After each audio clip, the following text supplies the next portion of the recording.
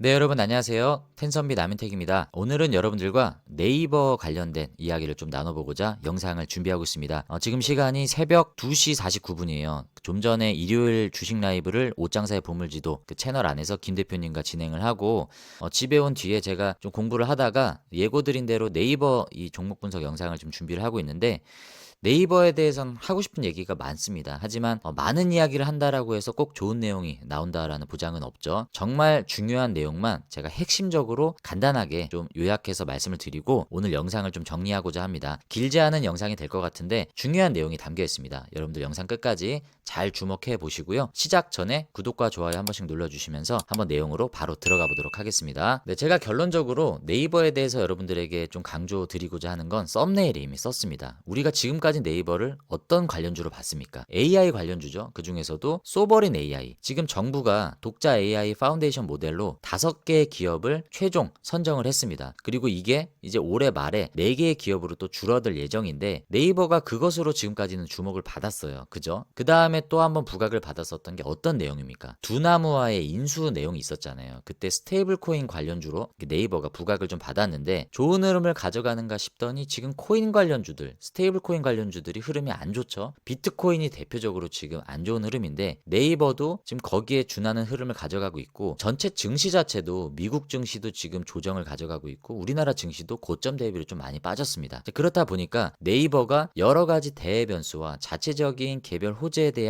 그런 수급이 좀 약해진 시점이에요. 지금 그래서 우리가 네이버를 볼 때 추가적인 호재가 또 어떤 것들이 있을까? 물론 방금 말씀드린 소버린 AI, 스테이블 코인으로 다시 한번 부각을 받을 수 있는 가능성도 있습니다. 하지만 이미 뜨겁게 한번 반응을 받았었던 게 다시 한번 재부각을 받는 시점을 우리가 언제 기대할 수 있는가? 이런 부분들에 대해서 여러분들이 주목하기보다 저는 오늘 로봇에 대해서 한번 집중해보자. 왜냐하면 네이버가 주식시장 내에서 로봇으로 수급을 받았었던 적이 그다지 없었습니다. 그리고 이번에 네이버에서 중요한 뉴스들이 좀 나왔기 때문에 저는 이 부분에 대해서 여러분들에게 주목을 해보자라고 말씀을 드리는 거고, 그래서 몇 가지 뉴스를 통해서 한번 이야기를 나눠볼 텐데, 자, 먼저 첫 번째 이 뉴스입니다. 이 뉴스는 올해 11월 12일에 최근에 나온 뉴스죠. 엔비디아가 나와요. 엔비디아는 왜 네이버 AI에 끌렸나? 자, 간단한 내용을 한번 서머리를 해보면, 첫 번째로 네이버의 이 AI, 인공지능 전략 방향성에 대해서 얘기를 합니다. 방향성은 뭐 당연히 명확했죠. 우리나라 소버린 AI 관련주로서 네이버가 대장주 성격을 가지고 있었고, 네이버의 자체 전략은 빅테크와의 직접 경쟁을 선택했습니다. 대표적인 경쟁사가 카카오였죠. 카카오는 오픈 AI에 손을 잡았어요. 직접 경쟁보다는 상생의 길을 선택했습니다. KT도 마찬가지였죠. 하지만 네이버는 직접 경쟁을 선택하면서 자체적인 LLM, 거대 언어 모델을 개발하는 것을 선택을 했습니다. 그래서 전 세계적으로 세 번째로 거대 언어 모델을 자체 개발했던 그런 기업으로 부각이 됐었죠. 하지만 이 증권가에서는 이 내용에 대해서 그렇게 좋은 내용으로 보진 않았습니다. 여기 보면 네이버의 AI 자체 개발 전략을 디레이팅, 평가 가치 절하 요소로 봤다라고 얘기합니다. 자, 이럴 수밖에 없는 게 네이버는 일단 GPU 확보면에 있어서도 글로벌 빅테크와의 경쟁에 있어서는 열세였습니다. 그렇죠. 그리고 여러분들 실제로 챗GPT를 쓰시지 하이퍼클로바 여러분들 자체도 안 쓰시잖아요. 그렇다 보니까 접근성 면에서도 경쟁력이 좀 떨어지는 그런 부분들이 있었습니다. 증권가에서는 당장의 수급 그리고 밸류에이션에 있어서 디레이팅 요소로 봤다라는 내용이 여기서 언급이 된 거죠. 기존에 한번 강하게 상승을 가져갔을 때는 소버린 AI 관련주, 그리고 네이버가 우리나라를 대표할 수 있는 AI 관련주로서 부각이 됐었죠. 그리고 그 미래기획 수석으로 하정우 대표가 그때 내정이 되면서도 네이버 출신이었지 않습니까? 그래서 그런 이유로 네이버가 부각을 받았었는데, 자, 그런 부각을 받으려면 기존의 똑같은 내용으로는 다시 한번 그런 상승을 기대하기는 좀 어렵습니다. 그래서 제가 쇼츠로도 제작을 했지만 네이버가 소버린 AI 관련주로 기존보다 더 강한 상승을, 전고점을 뚫는 상승이 나오려면 수출이 나와줘야 돼요. 그러니까 빅테크와의 경쟁에 있어서 유의미한 실적, 뭐 개발도상국이라든지 아시아, 중동권에서 이 소버린 AI 관련된 매출이 나와준다면 그런 밸류에이션을 적용받을 수 있는 가능성들을 보여줄 수 있는 겁니다. 그래서 주가의 상승도 기대할 수 있겠지만 현 시점에서 그것을 기대하기에는 어느 정도 좀 시간이 필요한 것 같아요. 그래서 저는 지금 시점에서 여러분들이 네이버를 바라볼 때 소버린 AI 쪽으로 바라보기보다는 로봇 쪽으로 바라봐야 된다라고 저는 생각하고 있습니다. 그래서 그 내용에 대해서 여러분들에게 말씀을 좀 드리고자 이 뉴스를 좀 가져왔는데, 여기에 보면 어떤 내용이 나옵니까? 최근에 엔비디아와 진행한 피지컬 AI 협력이 나와요. 그러니까 네이버가 엔비디아와 피지컬 AI 협력을 했는데 그 중심에 보면 디지털 트윈이 나옵니다. 엔비디아는 수년 전부터 피지컬 AI 공략을 준비해왔다. 그 중심엔 옴니버스 플랫폼과 코스모스 이 플랫폼이 있습니다. 옴니버스는 디지털 트윈 플랫폼이라고 우리가 잘 알고 있습니다. 피지컬 AI 개발에 디지털 트윈이 필요한 건 비용과 안전성 때문이다. 현실에서 피지컬 AI를 직접 테스트하기란 비용, 물리적 부담이 크기 때문이죠. 당연한 내용입니다. 그리고 두 번째 플랫폼인 엔비디아의 코스모스를 설명하는데, 이 코스모스는 피지컬 AI의 훈련과 지능화를 돕는 AI 모델 플랫폼이다.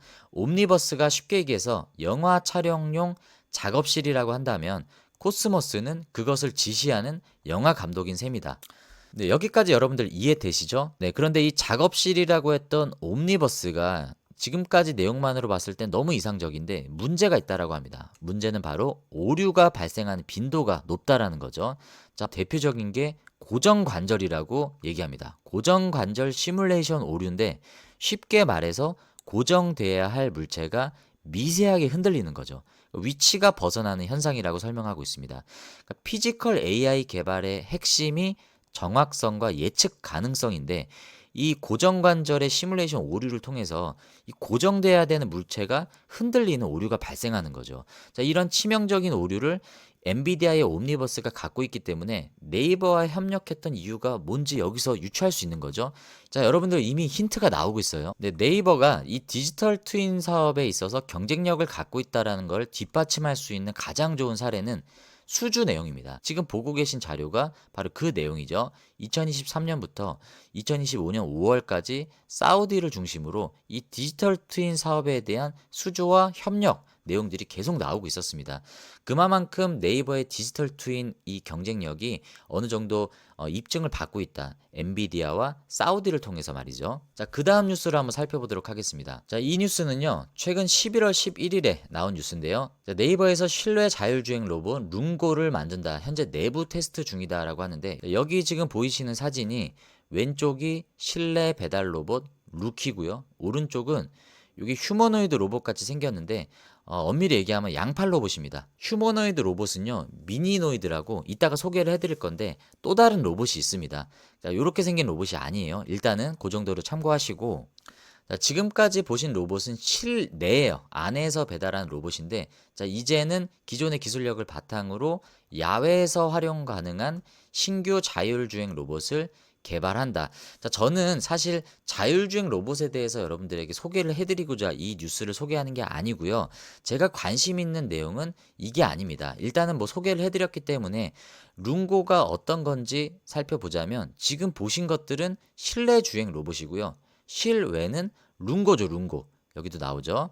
자, 실외 주행 로봇 룽고에 대한 비공개 테스트를 진행 중이다. 아직 뭐 상용화 단계는 아닌 겁니다. 개발 단계고요. 제가 관심 있는 건 여기에요. 여기 보시면 지금 다양한 실내 환경을 고려해 룽고를 테스트 중인데, 자율주행 플랫폼 어라운드라고 있습니다. 그리고 로봇 클라우드는 아크라고 하는 생태계가 있고요. 네, 그리고 로봇 OS 또한 보유하고 있어요. 이거는 소프트웨어죠. 운영 체제가 상당히 중요한데, 일단 네이버가 아크마인드라고 하는 로봇 OS를 보유하고 있다. 이건 잘 기억하시면 좋을 것 같습니다. 저는 여기에 집중을 하고 있는 거예요. OS를 집중해보자 이겁니다. 사실 여러분들 로봇 관련주들 투자하지만 대표적인 대장주가 뭐가 있습니까? 레인보우 로보틱스, 뭐 로보티즈, 하이젠 R&M, SPG, SBB테크 뭐 다양하게 있죠. 근데 이 모든 종목들이 OS를 취급하나요? 아니죠.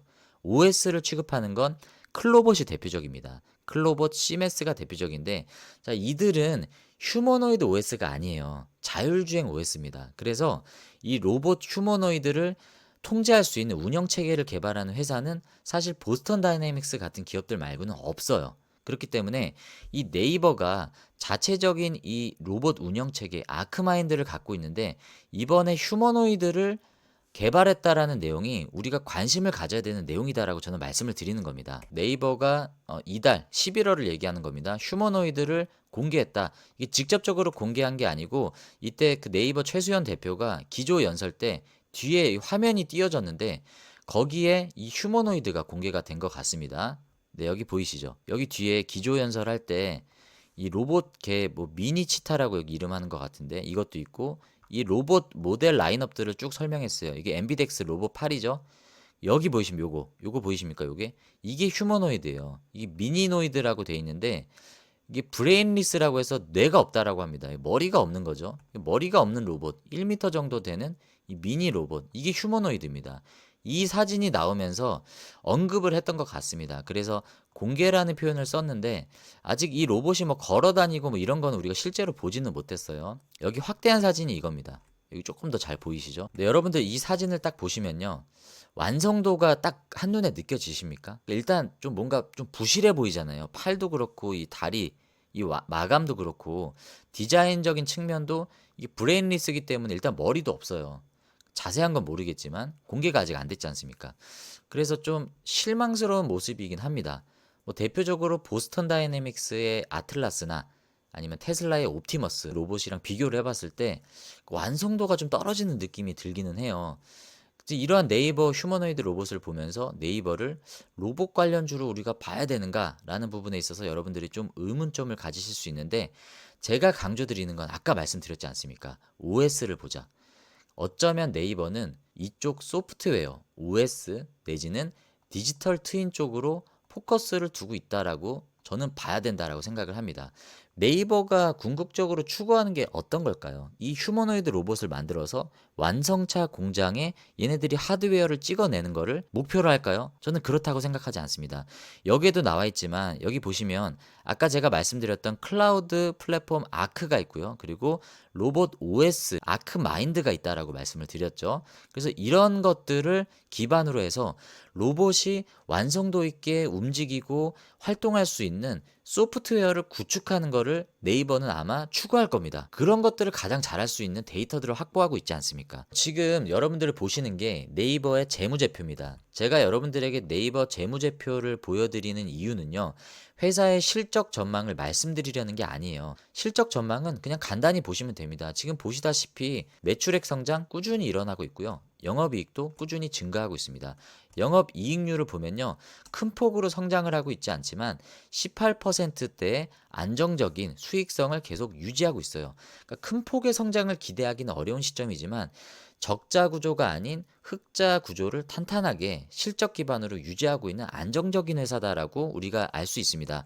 그리고 재무 건전성을 보시면요. 부채 비율 상당히 안정적이고요. 네, 그리고 유보율을 보시면요. 올해 2분기 기준으로 보시면 17만을 넘었어요. 이익 잉여금이 많이 여유가 있다라는 거죠. 자, 이런 네이버의 재무 실적을 제가 왜 보여드리냐면 네이버가 지금까지 가져왔던 기업의 사업 전략을 여기서도 엿볼 수가 있는 겁니다. 안정적인 거죠. 그러니까 네이버는 손해보는 전략을 굳이 가져갈 필요가 없습니다. 자, 지금 네이버가 추구하는 전략들을 보면요. 대표적으로 커머스 시장은 네이버가 어떻게 지금 전략을 가져가고 있죠? 마켓컬리와 손을 잡았지 않습니까? 그러니까 쿠팡을 대적하는 커머스 시장을 선점하기 위해서 쿠팡과 같은 물류센터를 구축하고 있나요? 그렇지 않아요. 물류센터를 구축하고 있는 마켓컬리와 손을 잡았습니다. 네이버는 그런 선택을 했고요. 그리고 B2C 시장을 진출하기 위해서 얘네가 막 직접적으로 막 법인을 늘리고 그쪽 시장에 진출하고 거기에 뭐 공급망 여러 가지 시설들을 투자하고 그렇게 하지 않습니다. 그러니까 유럽 시장, 미국 시장을 선점하고 있는 왈라팝과 포시마크를 인수하면서 그들이 갖고 있는 인프라를 그대로 가져오는 전략을 택했습니다. 그러니까 네이버는 이런 쪽에 항상 포커스가 돼 있어요. 네, 그리고 코인 시장에서는 어떻게 접근을 했습니까? 직접 그 코인 시장에 뛰어들었습니까? 아니죠. 두나무라고 하는 회사와 손을 잡음으로써 이들이 점유하고 있는 인프라를 자신들이 흡수하고자 하는 전략을 추구하고 있습니다. 네, 이러한 네이버의 사업 전략, 방향성들을 봤을 때 저는 로봇 사업도 충분히 얘네가 이런 쪽으로 좀 접근하고 있지 않은가라고 저는 생각이 듭니다. 그러니까 어떻게 보면 영리한 거죠. 그러니까 효율적이고 생산성 높은 그런 사업 전략을 가져가고 있다라고 좀 볼 수 있는데, 그리고 주주 구성을 보면요. 지금 보면 네이버의 주인이 누굽니까? 지금 대주주가 국민연금공단이에요. 네이버의 이해진 의장님이 지금 경영선으로 복귀를 했지만, 이해진 의장 또한 지금 국민연금공단보다 보유 지분이 낮아요. 그죠? 그리고 지금 대표인 최수연 대표도 지금 그렇게 비율이 높지가 않습니다. 그래서 네이버는 어찌 보면 경영 주체가 불명확해요. 이러한 지배구조 이유 때문에서도 무언가 강력하게 한 가지 색깔을 가지고 추진력 있게 나가는 그런 모습보다는 어떻게 보면 실패하지 않는 가장 안정적이고 효율적인 전략만을 추구하는 경향이 있습니다. 그래서 제가 드리고 싶은 말씀은 뭐냐면, 네이버가 로봇을 투자한다라고 했을 때 뭐 보스턴 다이내믹스처럼 로봇을 양산할 수 있는 이런 시스템을 구축하는 전략을 추구하기보다는 효율적인 것을 선택할 확률이 높다라는 거죠. 거기에 대한 키워드가 뭐가 나왔습니까? 로봇 OS를 말씀을 드렸고, 디지털 트윈 관련해서 엔비디아와 손을 잡았다. 그러면 네이버의 방향성을 우리가 어느 정도 좀 유추를 할 수 있다라고 저는 생각을 해요. 네, 이 뉴스 기사를 보시면요. 11월 6일에 나온 뉴스입니다. 네이버가 이달 첫 휴머노이드를 공개를 했는데, 피지컬 AI에 올인을 할 예정이다.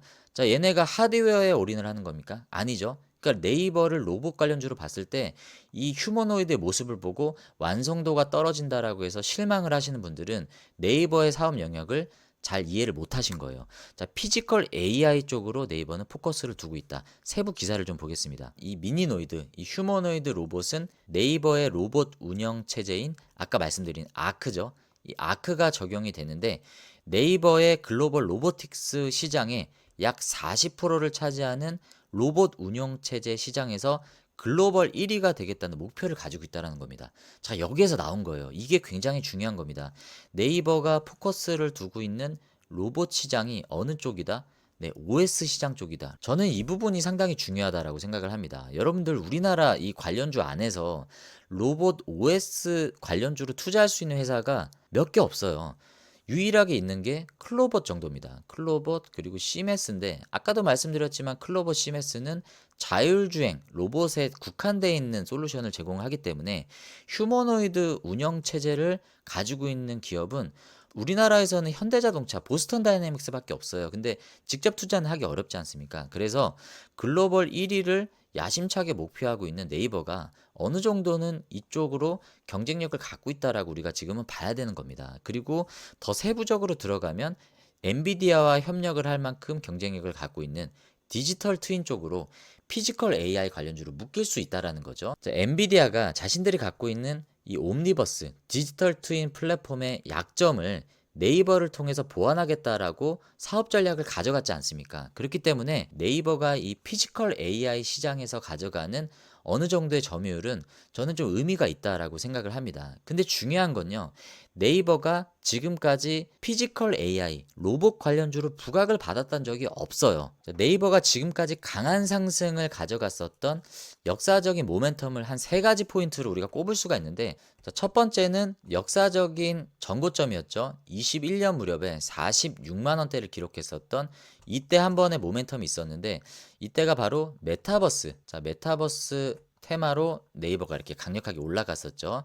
자, 우리가 잘 알고 있는 제페토죠. 제페토를 중심으로 그때 엄청난 기대감들이 네이버 쪽으로 좀 기대가 많이 모아졌었습니다. 그때 이러한 모멘텀이 한 번 있었고, 다시 일봉 차트로 넘어오시면 최근 들어와서 이때죠. 29만 8천 원을 기록했었던 올해 6월 무렵에 자, 어떤 테마가 있었습니까? 이때 당시에 하정우 미래기획 수석이 내정이 되면서 네이버 출신 인사가 중요한 자리에 이렇게 올라오면서 네이버가 앞으로 AI 관련주로 가장 많은 수혜를 입을 것이다 라는 기대감들이 부각이 됐었죠. 그리고 소버린 AI 관련주들이 이때 많은 상승을 가져갔었습니다.